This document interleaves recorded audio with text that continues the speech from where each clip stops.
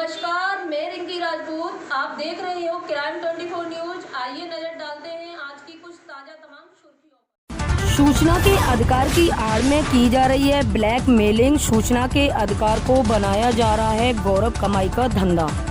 सूचना अधिकार मांग कर फिर ठग रहा है ग्राम प्रधान और राशन डीलरों को। एक ऐसा ही मामला प्रकाश में आया।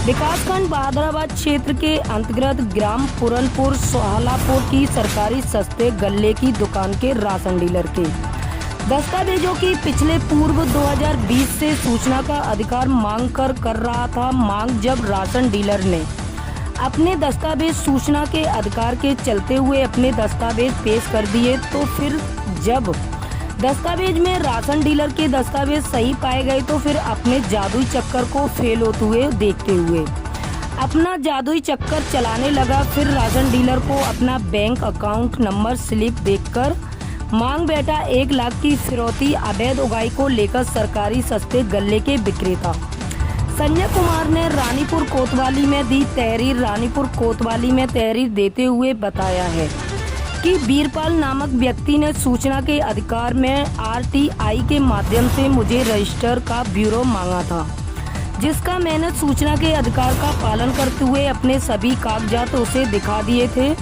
लेकिन फिर भी वो मुझे रुपए की डिमांड करने लगा, जिसकी वजह से मैंने इतनी मानसिक रूप से परेशान हो गया, जिसके बाद मैंने रानीपुर कोतवाली में आकर वीरपाल निवासी ज्वालापुर के खिलाफ तहरीर दी है एवं पुलिस प्रशासन से न्याय की मांग की है।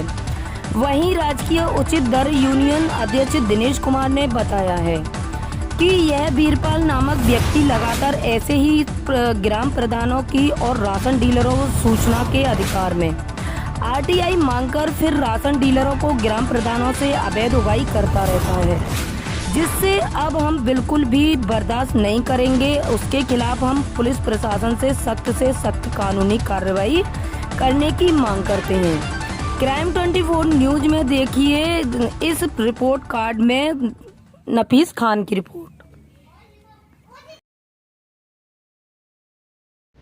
ये देखिए, आप यहाँ कोतवाली रानीपुर पहुँचे हैं और कई बार मामला ऐसा आ गया है, तो क्या मुद्दे लेकर आप यहाँ पे कोतवाली रानीपुर पहुँचे थे?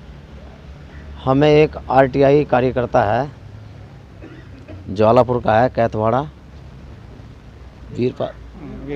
वीरपाल। तो उन्होंने हमारे बहादुराबाद ब्लॉक के एक डीलर हैं पूरनपुर सालापुर के श्री संजय कुमार जी, उनसे अपनी सूचना मांगी थी।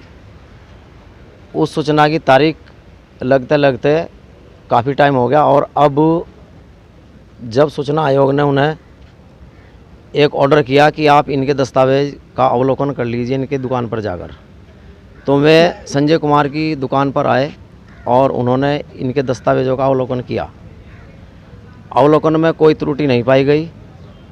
इसके बाद में हतप्रद हो गए।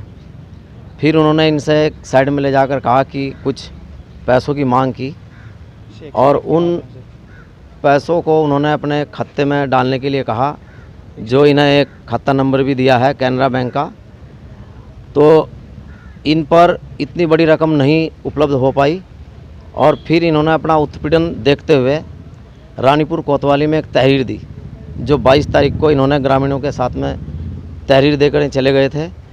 आज हम 26 तारीख को फिर कोतवाली आए हैं कि आप इस मुकदमे को यहाँ पर दर्ज कीजिए और वीरपाल के खिलाफ कार्रवाई कीजिए। तो हमें कोतवाली से कोई इस प्रकार की सहभागिता हमारे साथ नहीं हुई और इन्होंने मुकदमा दर्ज करने के खिलाफ मना कर दी कि हम मुकदमा दर्ज नहीं करेंगे। फिर अब हम कोर्ट की शरण लेने जा रहे हैं और जो भी इस तरह के कार्य मेरे ज़िले के सरकारी सस्ता गल्ला विक्रेताओं के साथ करेंगे, उनके खिलाफ हम इसी तरह कोर्ट में कार्रवाई करेंगे और उनका जेल तक कराएंगे। मेरा क्या मामला पूरा है? मामला कि ये हमको ब्लैकमेलिंग करने का खुला ब्लैकमेलिंग है, जो बाहर से 1 लाख रुपए के माध्यम से 1 लाख रुपए के रसीद के माध्यम से 1 लाख रुपए मांगे जा रहे हों।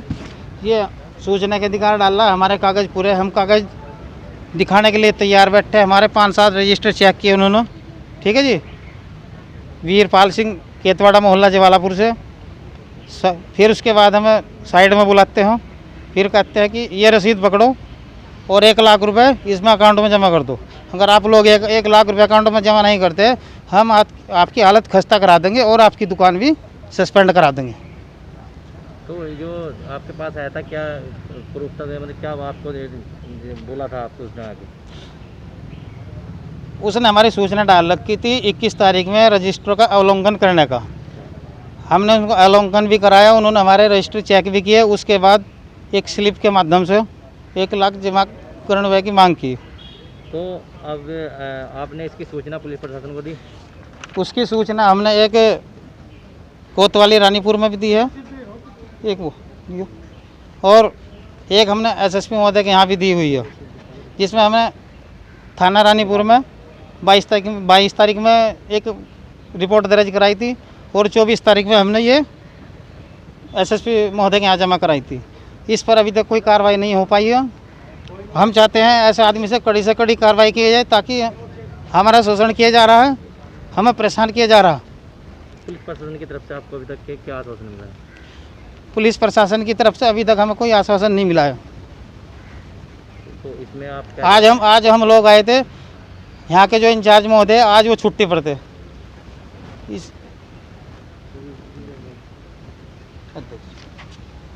आप कोतवाली रानीपुर पहुँचे, क्या पूरा मामला है?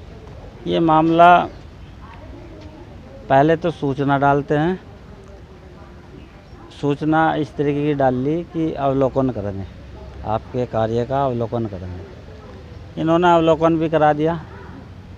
उसके बाद भी अवलोकन कराने के बाद इनसे अगर पैसे की डिमांड की जाती है तो ये तो सरासर फ्रॉडगर्दी होगी उसकी, कि कागज़ मांगो और पैसे मांगो, डिमांड करो पैसे की और डराओ इनका मानसिक उत्पीड़न करो।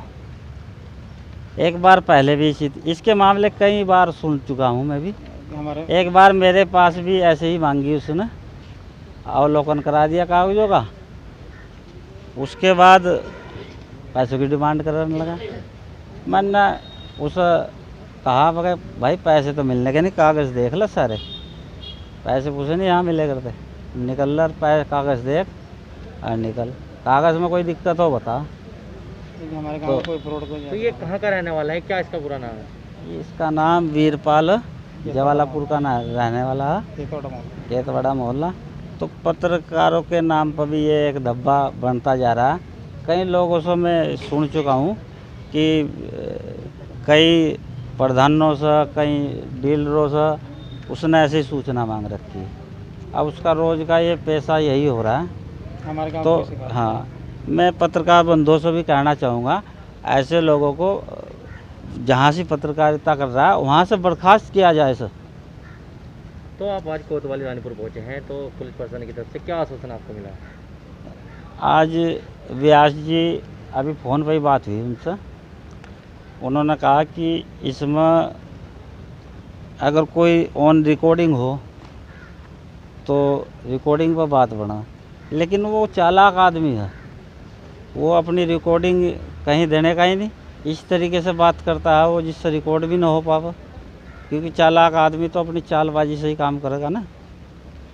तो मेरा तो यह है कि पत्रकार बंधुओं से भी उसका कोई पत्रकारिता का लाइसेंस ही रद्द हो, कोई चैनल उसे इस चीज़ का लाइसेंस ही न दे जो ऐसे काम कर रहे हैं, क्योंकि सबका आपस में तालमेल है, प्रधानों का पत्रकारों से, पुलिस का प्रधानों से, और राशन डीलर हमारे साथ जुड़े हुए हैं ये सारे, तो एक दूसरे के साथ हम सब जुड़े हुए हैं।